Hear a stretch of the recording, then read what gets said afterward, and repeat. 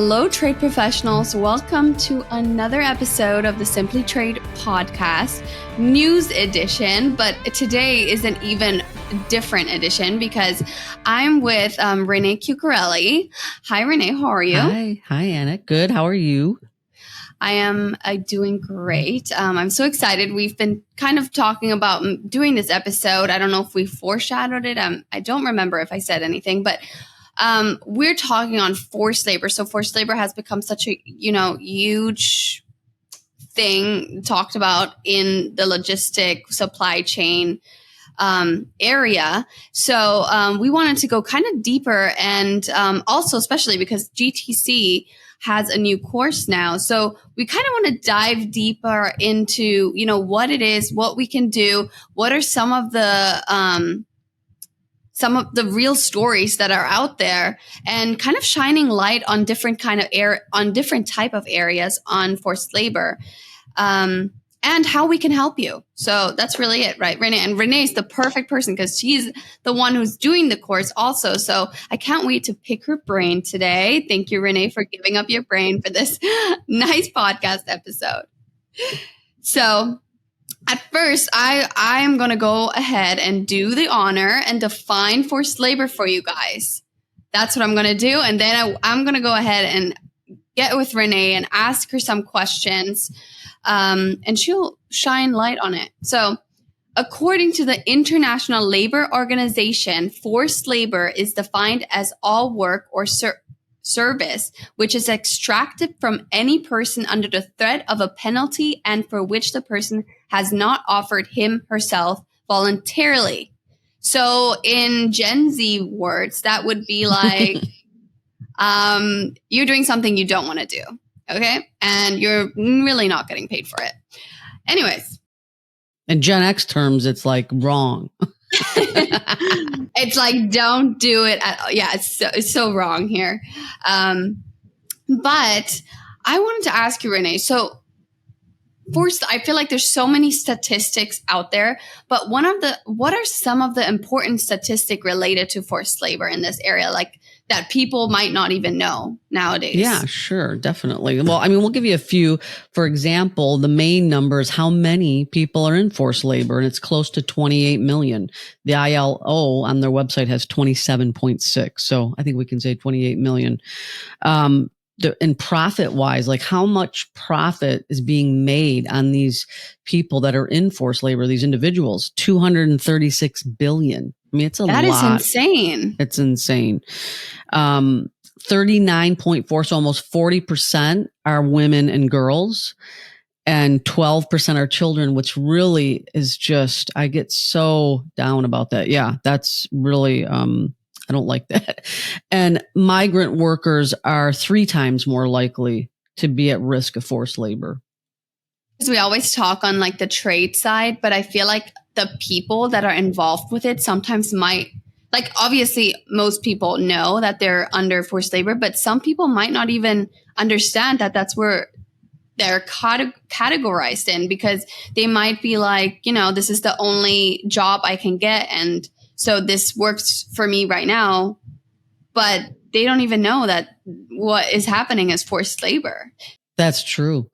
During my research and doing some of this, I found a good website. I think we'll talk about it, but it talks about individual voices, and they don't. Annik, you're so right. They have sometimes this is so accepted and natural, and even their family. A lot of this is not endorsed, but passed down in their family because they don't know the difference. Right? The mom says, "No, you have to go with me." That's what we do. Yeah. And so, I mean, for me, as a person working with trade, I'm obviously not really in the sector as you or other people. But forced labor hasn't really come up to me as much before. Like probably the last and this year is the year where I really kind of started, wow, this is really happening. This is out there and people are getting fined for this, and people are coming after different organizations now, where it's getting like, you need to be educated. But how has forced labor changed in the last, decade to like, has it been a significant change, or what is your opinion on that? Well, again, the ILO is such a great organization, the International Labor Organization. They track a lot of forced labor information, reports. They have so much stuff. We'll talk about that. But they released a report in March 2024, and their prior report was 2014, so 10 years ago, exactly a decade. And this edition includes profits, and poverty, which the first one didn't in 2014. So that's where they came with the $236 billion number. So they've added that, but it's changed dramatically. It's alarming. The volume of labor in the last 10 years, how much it's increased. It's just, and what's happening, to simplify it, is there's more people in forced labor and higher levels of profit. So they're taking more people are in it, and they're taking more from them over the last decade. That's the long and short of it. But you can find the report. It's 48 pages long. Yeah. And you know what? I always think of other countries such as China, where this is occurring, but this is something that's also occurring in the United States, correct? Correct. And you don't even think of that. And, these people know what they're doing. I mean, they're not, this is not new news to them. It's something that they are very much well aware of.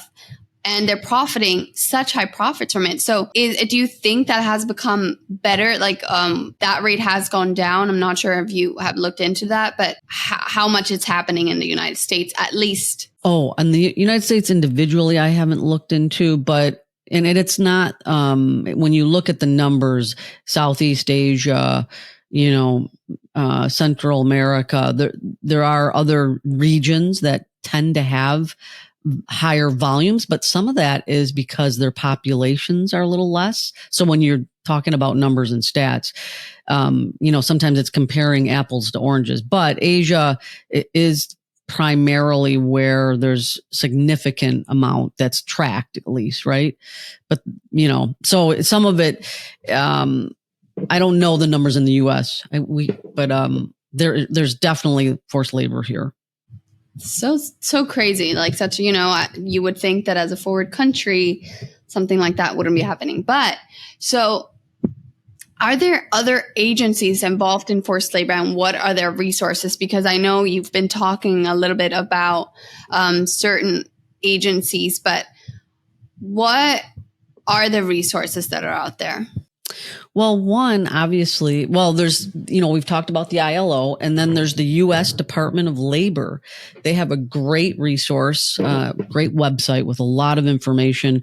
And on there, they work with the International Labor Affairs Bureau. It's funny because it's ILAB.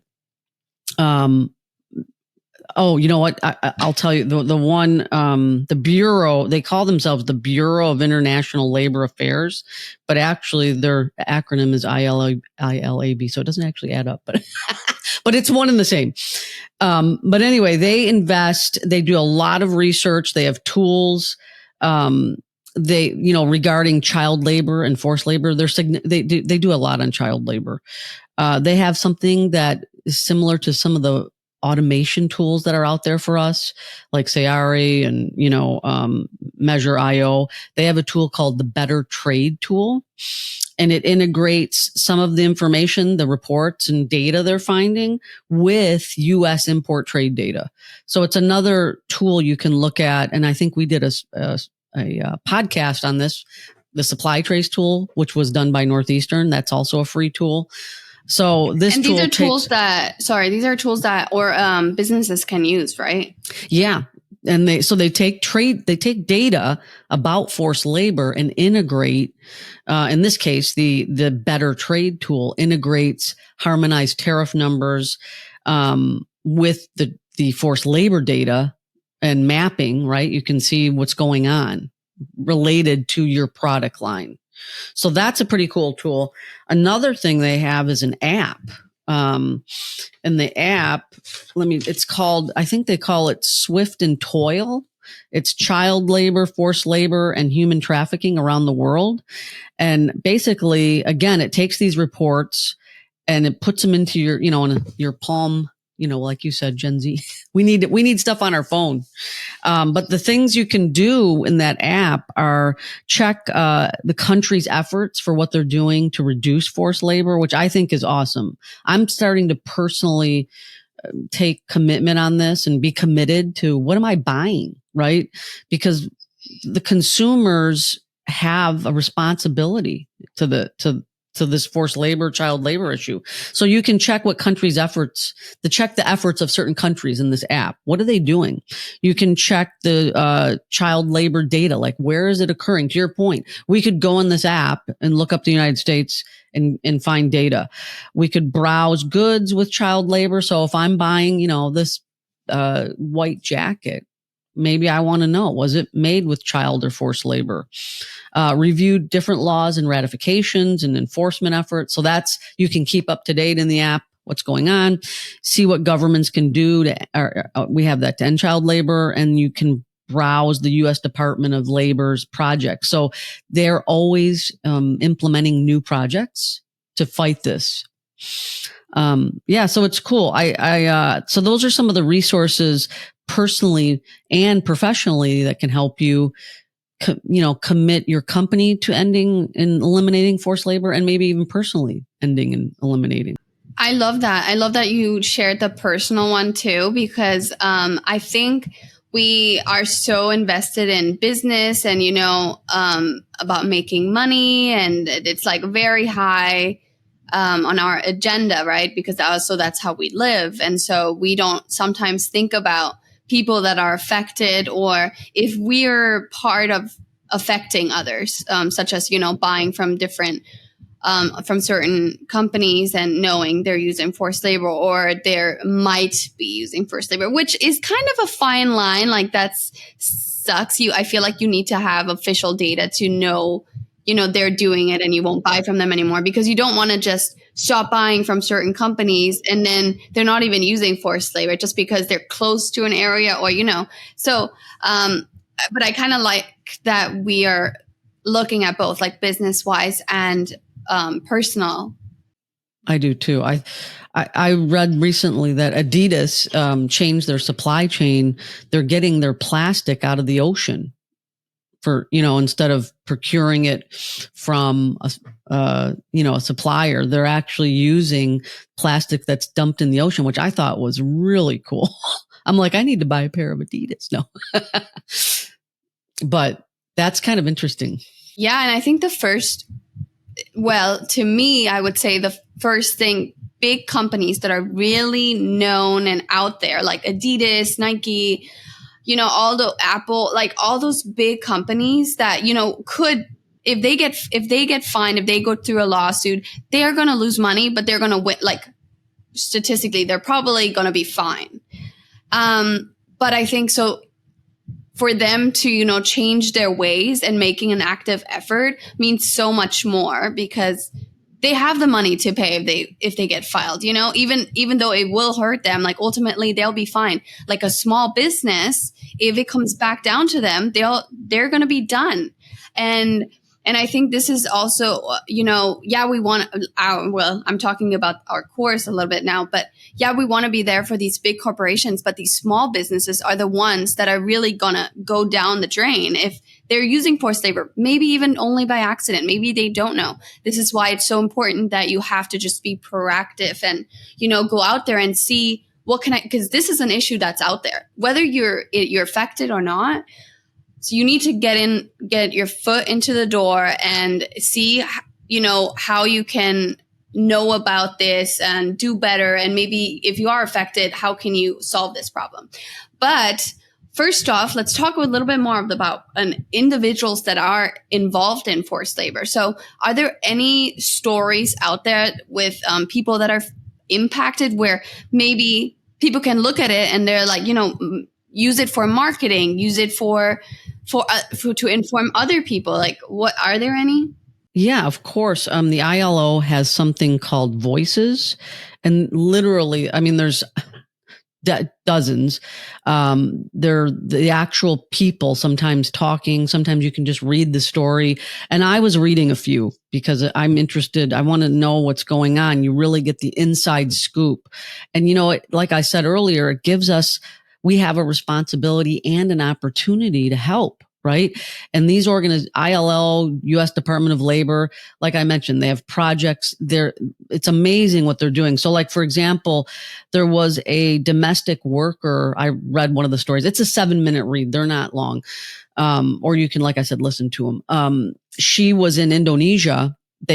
She was married and had a 9-month-old, but she decided to become a domestic worker. They sent her to Asia and they said, hey, take this test about working domestically. Well, she thought it was odd, but anyway, the group of people she was with, they all failed. And they said, sorry, you know what? You're going to have to go back to Indonesia. And and then they said, by the way, since we paid for you to come here and take this test, you owe us $1,200 or whatever it is, And so now they're in debt, right? And so they told them you can't leave. And to make a long story short, she was with one family and they were beating her and not feeding her. So she escaped. She went to another family and then she was abused and also beaten and burned. I mean, it was just a horrific,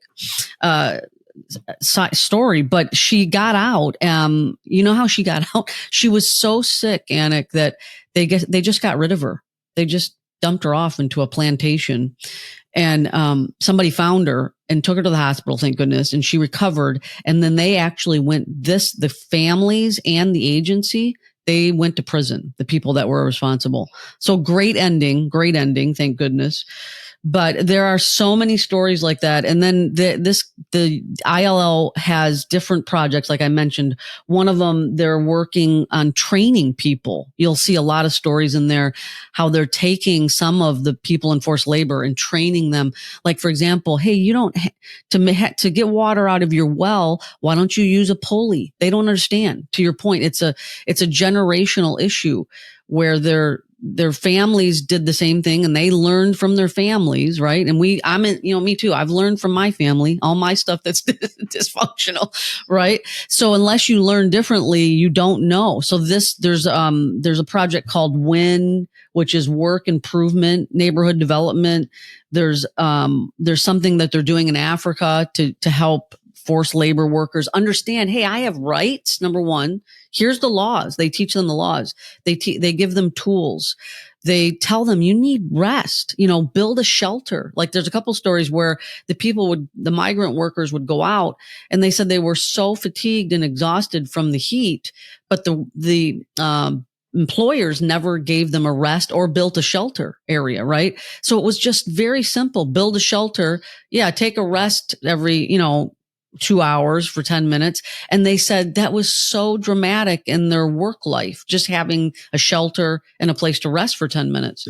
So the stories are phenomenal. I would definitely take a look. And like you said, there was another one, Annik, a guy from Lithuania who went to the UK, and he was in forced labor in the UK.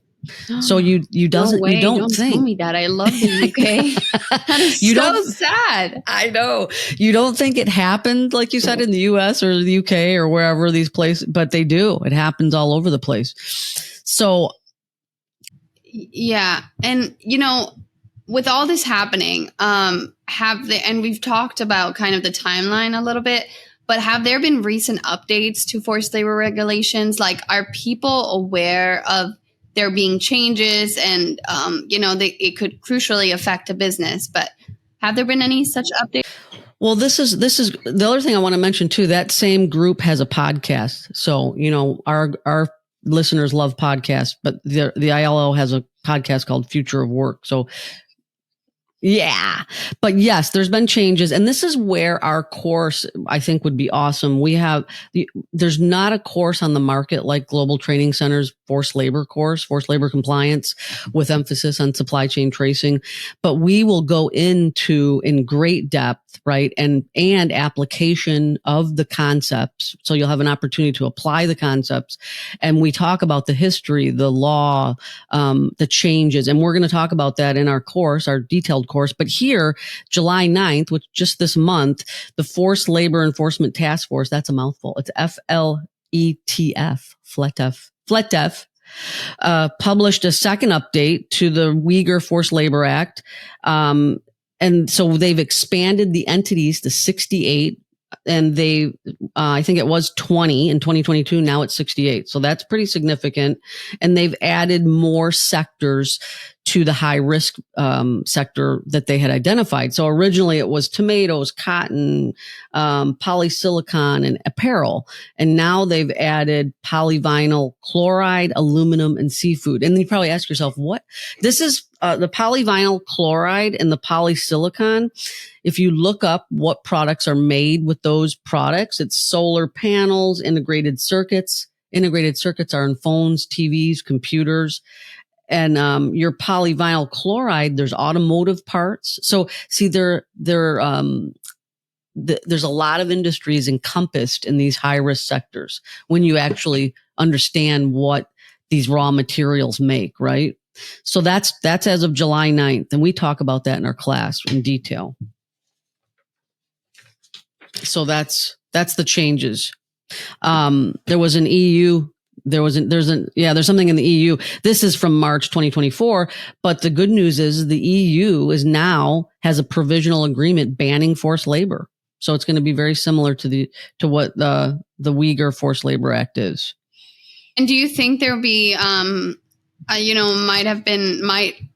might be coming updated regulations like moving forward? So you probably just changing the entity list, right? I think so. Yeah. And adding more sectors and yeah. Right.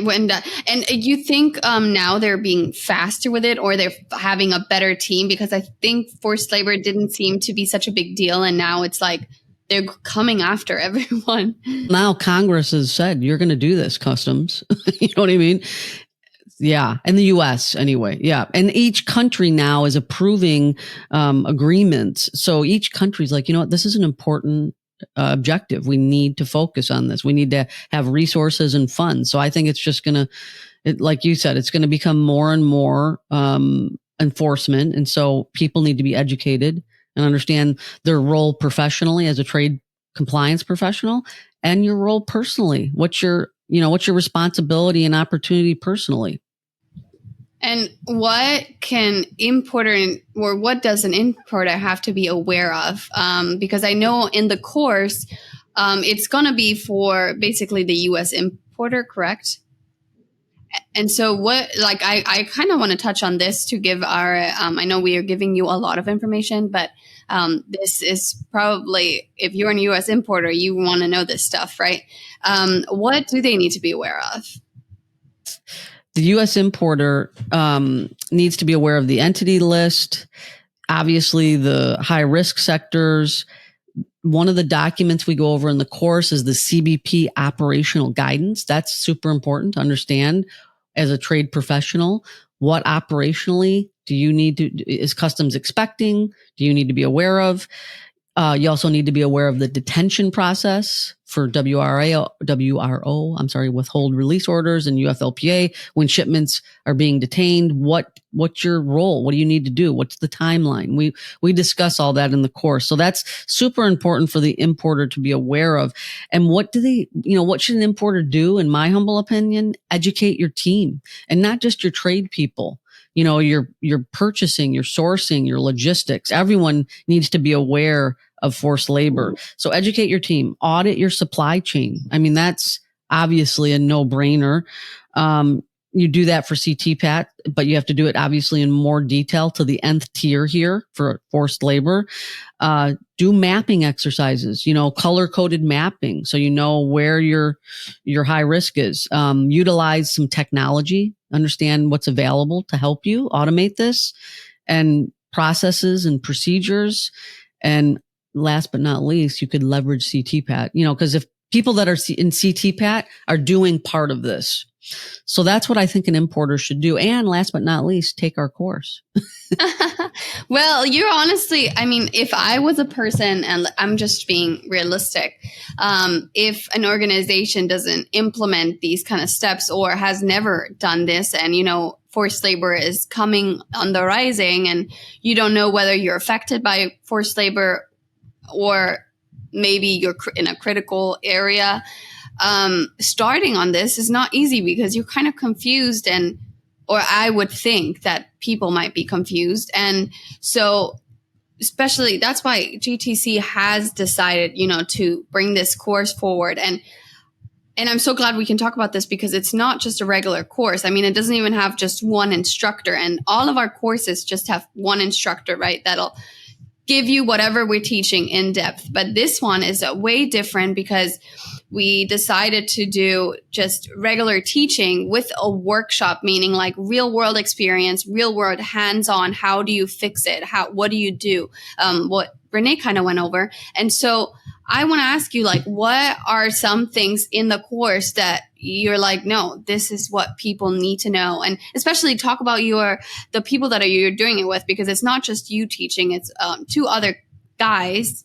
So if you want to briefly touch on that. Yeah, for sure. We have Eric Hargraves. He has awesome experience with cost containment, supply chain, security, years of experience. We have Sean Harwood, who was an attaché in China for UFLIPA when it was being implemented. And I'm so lucky to be teaching with these two. Their experience in supply chain and forced labor is just phenomenal. So we obviously take their experience, we take the laws, the history, the regulations, the documents you need. We do interactive exercises, and then we actually do a WRO, UFLPA crisis exercise in small groups. So we think that I think, and I know Eric and Sean probably think, that the course will provide you a foundation, application, and you'll walk away knowing a lot more about forced labor and what your role is as a trade professional, and how can you keep your company compliant. Well, and you won't know more if you don't take the course. So you actually have, you'll have to actually hands-on do it to know. We can't give you the full course here now, but I'm so glad we got to talk about this entire, the subject matter of forced labor, and understanding the business side, the personal side, how we as consumers can, make a little bit of an effort. Do you have any last remarks or anything else you feel like was not said? Well, I think we said a lot. We gave a lot of information, but I am very excited to teach this course. I actually personally feel good about it. You know what I mean? I want to help our world stop this. So I think that everyone who attends our course will find it beneficial, and you'll have great working knowledge to apply to your job. And who doesn't need that, right? Especially with new regulations and changing regulations. So we're here to help you as a one-stop shop for forced labor. I love that one. You know what? We do have a fun fact. I will not leave you guys without one. And it actually has to do with forced labor. So it's called the Tidy Whitey Rally. Have you ever heard of it? Anyone? So basically it's to protest for your college's apparel made in fair conditions.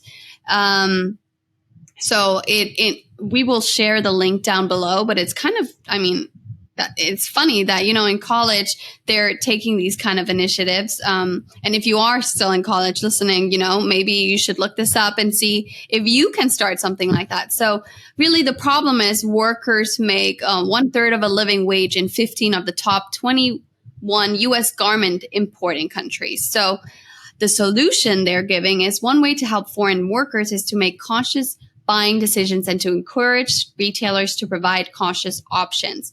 So organize an underwear-themed protest to collect signatures advocating for your college to source apparel from factories that ensure fair working conditions and living wages. And so consider ways to participate that respect everyone's comfort level, such as wearing the underwear over clothes or as part of a creative costume. I thought that's so funny. That's awesome. You should do it. If you're if you have a child, in college, probably not a child anymore, but you have someone in college as a dad or a mom, whatever. you should tell them about this. So this is a great sitting around the dinner table kind of talk. I always say that. It's like fun to bring it up. Hey, have you heard about the Tidy Whitey rally? I love the name, Tidy Whitey Rally. I just like to say it. I thought that was interesting. So hopefully you can use it. Anyways, we are at the end of our podcast now, and we hope that you enjoyed it as much as our regular episodes. I definitely did. Thank you so much, Renee, for coming on and sharing all your knowledge. And, you know, if you really want the whole knowledge, you need to take the course, guys. I'm sorry. But you'll find that also tagged below and advertised on our website, obviously. Thank you so much and have a great week. Thank you very much for joining us. Simply Trade is brought to you by the generous contributions of Global Training Center. You can follow the show and GTC on LinkedIn or Twitter and other social networks. Make sure you check out the show notes in the description for a full rundown of today's show with all the important links. Also, make sure that you share this with a friend and subscribe on your favorite streaming platform. We really like hearing from you. If you enjoyed the show, make sure to rate and review wherever you listen to this podcast. If you or someone you know would like to be a guest in the show or would like to sponsor Simply Trade or suggest any topic you would like for us to discuss, please contact us via email at simplytrade@globaltrainingcenter.com, or you can DM us on Twitter at simplytradepod. Thank you again for the privilege of your time. Happy trading. Simply Trade is not a law firm or an advisor. The topics and discussions conducted by Simply Trade hosts and guests should not be considered and is not intended to substitute legal advice. You should seek appropriate counsel for your own situations. These conversations and information are directed towards listeners in the United States for informational, educational, and entertainment purposes only and should not be substituted for legal advice. No listener or viewer of this podcast should act or refrain from acting on the basis of information on this podcast without first seeking legal advice from counsel.